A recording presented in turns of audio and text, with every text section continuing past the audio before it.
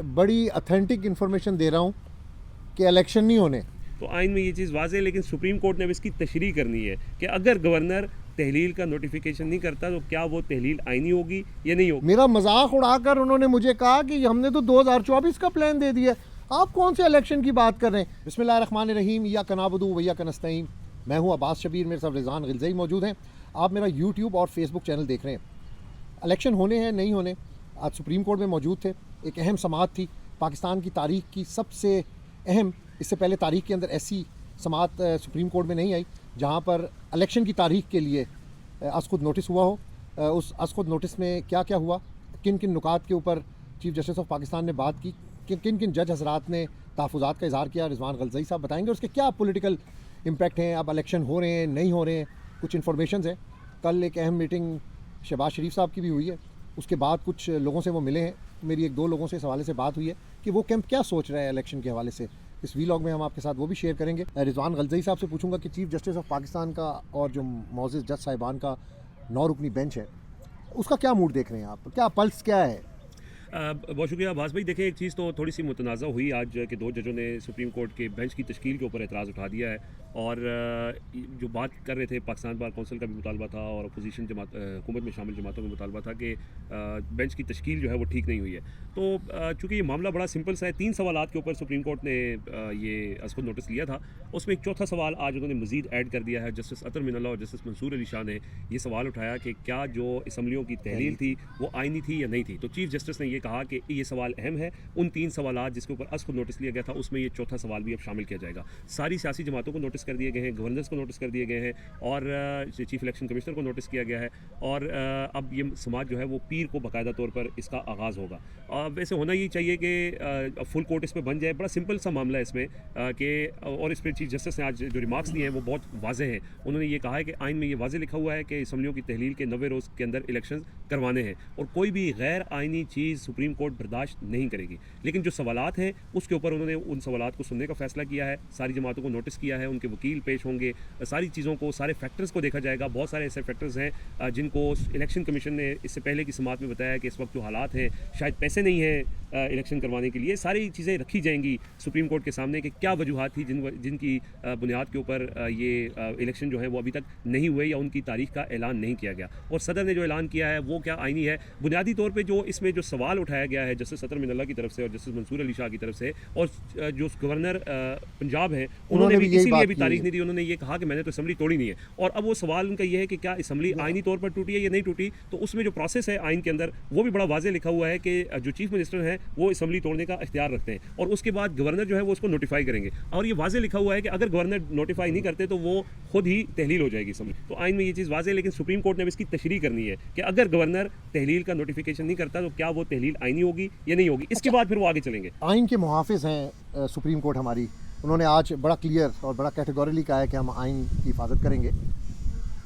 तो ये आइन की हिफाजत करना तो इलेक्शन अनाउंस करना है, ये सियासी जमातों को बुलाना, ये टाइम को कंज्यूम करना, ये डिले करना, इस मामले को मजीद ख़राबी की तरफ नहीं जा रहा है ये मामला। मैं वो जेल तहरीक की भी बात करूंगा इसी से लिंक, लेकिन ये मामला ख़राबी की तरफ नहीं जा रहा। देखिए, इसको माइंड अप नहीं कर देना चाहिए था फ़ौरन। अगर ये आइन का मसला है तो आइन तोड़ने का अगर मसला है, अगर आइन टूट रहा है तो आज समाज शुरू होती, अगर नोटिस करने थे तो आज की नोटिस करते और इसके ऊपर वाइंड अप करते कि ये आइन की खिलाफ वर्जी हो रही है या नहीं हो रही। देखिए, वो तो सिंपल उन्होंने बता दिया कि आइन में है 90 दिनों में इलेक्शन आपने करवाना है और अगर आइन की खिलाफ वर्जी हुई तो सुप्रीम कोर्ट ये बर्दाश्त नहीं करेगी।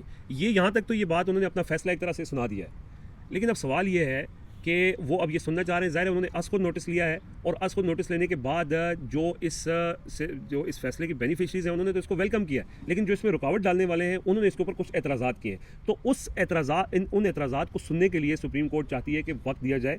हालांकि शुएब शाहीन जो Islamabad high court bar association के सदर हैं उन्होंने ये कहा कि ये टाइम बाउंड केस है, इलेक्शन की मुकर्रर टाइम है और इसके ऊपर जल्दी फैसला आना चाहिए। लेकिन वो बात ये है आपकी बात दुरुस्त है। अगर इसको उस एतबार से देखा जाए कि आइन टूट रहा है तो फिर ये इंतजार नहीं करना चाहिए कि मामला पीर से शुरू होगा कि उस वक्त जब आइन टूटने का खदशा था और ये कहा जा रहा था कि आइन टूटेगा तो रात को 12 बजे अदालतें खुल गई थी और अब आपको नजर आ रहा है सामने कि आइन टूट रहा है तो अब 12 बजे तक अदालतें चल सकती हैं। इतवार के दिन भी अदालतें खुल सकती हैं, हफ्ते को भी खुल सकती हैं। तो इसमें जो टाइम लिया जा रहा है ये बेसिकली फ़ायदा दिया जा रहा है उन लोगों को जिनका हवाला आज दे रहे थे। मैं चाहूँगा कि थोड़ा सा अपने नाजरीन को इस बारे में आप ज़रूर अप्राइज़ करें कि जो इस वक्त हुकूमत के एंड पे, हुकूमत के कैंप के अंदर जो एक कॉन्फिडेंस है, जो उनको बताया गया कि आप बिल्कुल बेफिक्र रहें, तो उस पर बात करना बिल्कुल बड़ा ज़रूरी, इसीलिए मैंने लिंक किया।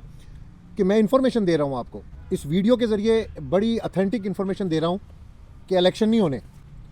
कल जो मीटिंग हुई है और आज जो शहबाज शरीफ साहब ने मशावरत की है अपने रुफ़ाका के साथ, अपने करीबी साथियों के साथ, कल रात को मैंने कहा कि सुप्रीम कोर्ट अगर ये कह देती है कि इलेक्शन हो जाते हैं, तो उन्होंने कहा जी हमारे पास वसाइल ही नहीं है इलेक्शन करवाने के, हम सिक्योरिटी नहीं दे सकते, हम करवा ही नहीं सकते इलेक्शन। और मुझे मजाकन उन्होंने कहा, मेरा मजाक उड़ाकर उन्होंने मुझे कहा कि हमने तो 2024 का प्लान दे दिया, आप कौन से इलेक्शन की बात कर रहे हैं। तो मैं इस कॉन्टीन्यूटी के अंदर ये बात कर रहा हूँ कि अगर आइन की खिलाफ वर्जी हो रही है तो ये सब कुछ क्या है, ये कौन सी ऐसी श्योरिटी है, ये कौन ऐसे लोग हैं जो इस किस्म की बातें कर रहे हैं कि इलेक्शन तो होने ही नहीं है और इमरान खान ने आना भी नहीं है, क्योंकि इमरान खान उस वक्त तक नहीं आ सकता जब तक इलेक्शन नहीं होंगे।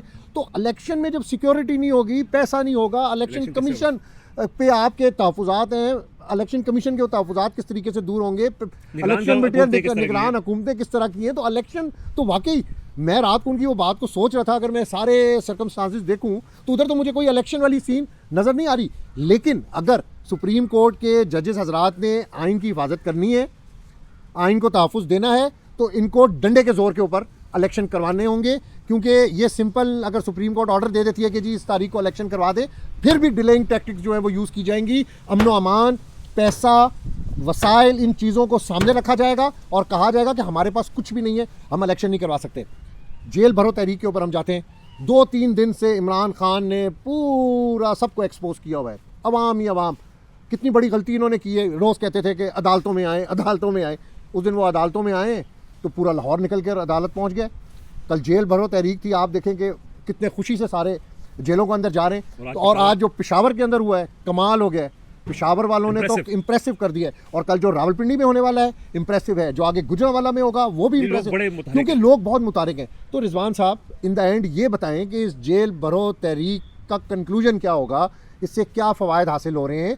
अगर इलेक्शन ही नहीं होने, किसी ने इलेक्शन करवाने ही नहीं है, जो सुनने वाले हैं, वो जो देखने वाले हैं, उनको ये सब कुछ नज़र ही नहीं आ रहा, ना वो सुन रहे हैं, तो फिर ये मामला, इसका क्या वाइंड अप है? जेल भरो तहरीक ये भी वेस्ट ऑफ टाइम होगा फिर। देखें, इस पे बात करने से पहले आपने ये कहा ना कि सुप्रीम कोर्ट को डंडे के जोर पे इलेक्शन करवाने पड़ेंगे, लेकिन बदकिस्मती इस वक्त ये है, और आप भी जानते हैं कि डंडा कहाँ है और किस तरफ खड़ा है। तो सुप्रीम कोर्ट का फैसला उसी वक्त मजबूत होगा कि जब सुप्रीम कोर्ट के साथ डंडा होगा। तो ये जब हुकूमतें, जो मकामी हुकूमतें हैं वो इलेक्शन करवाएंगी तो इलेक्शन होंगे ना, बिल्कुल, उनके बगैर तो नहीं हो सकता। या मौजूद जज साहिबान खुद जाके तो इलेक्शन तो नहीं कर सकते ना, इंतजामिया ने इलेक्शन कराने, और इंतजामिया कहती है कि हमने इलेक्शन नहीं करवाने, जो मर्जी हो जाए। उन्होंने फैसला कर लिया है, बिल्कुल ऐसे ही है। आप देखिएगा कि सुप्रीम कोर्ट में पीर को समाअत होगी, उसमें भी डिलेइंग टैक्टिक्स जो जिनको नोटिस किए हुए हैं सियासी जमातों को, इलेक्शन कमिश्नर वो भी आकर अटॉर्नी जनरल ने कहा कि हमें तैयारी के लिए वक्त चाहिए, मतलब डिलेइंग टैक्टिक्स ही है बेसिकली। आपने जो बात की जेल भरो की, देखिए मैंने कल वीडियो में भी ये बात की थी कि ना तो सुप्रीम कोर्ट, आप ठीक कह रहे हैं कि सुप्रीम कोर्ट के फैसले के बाद भी इलेक्शन के कुछ ज़्यादा चांसेस नहीं है, और दूसरी बात कि जेल भरो तहरीक से भी बज़ाहिर कोई बड़ी चीज़ होती नज़र नहीं आ रही, लेकिन उसका जो इम्पैक्ट है, जिसका आपने हवाला दिया कि लाहौर में जब इमरान खान पेशी के लिए आए और एक गैर मामूली लोगों की वहाँ पर शिरकत थी, उससे एक इम्पैक्ट बना, सारा दिन टीवी के ऊपर कवरेज हुई, वो लोग एक जगह इकट्ठे हों, मीडिया उसको दिखाता है, उससे एक माहौल बनता है, एक इम्पैक्ट बनता है।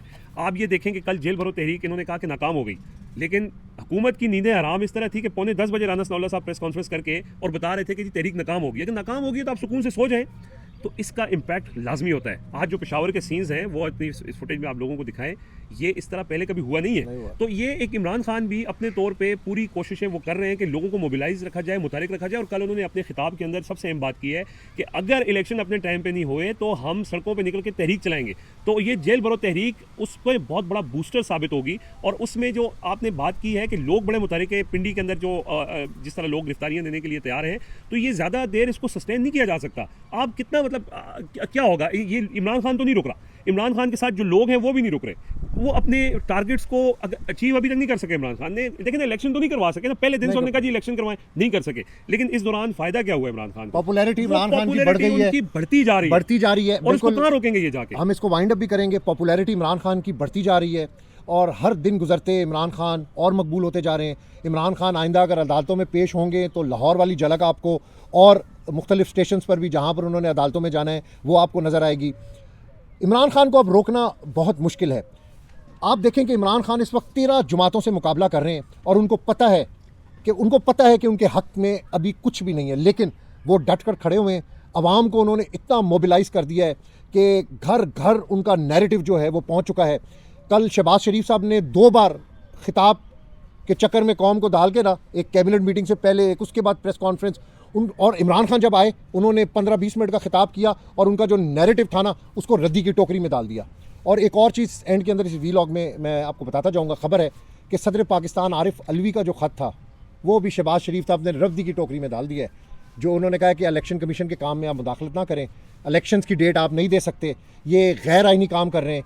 ये सदर साहब को पैगाम पहुँचा दिया गया और जो ख़त है उसका जवाब भी पहुँचा दिया गया है।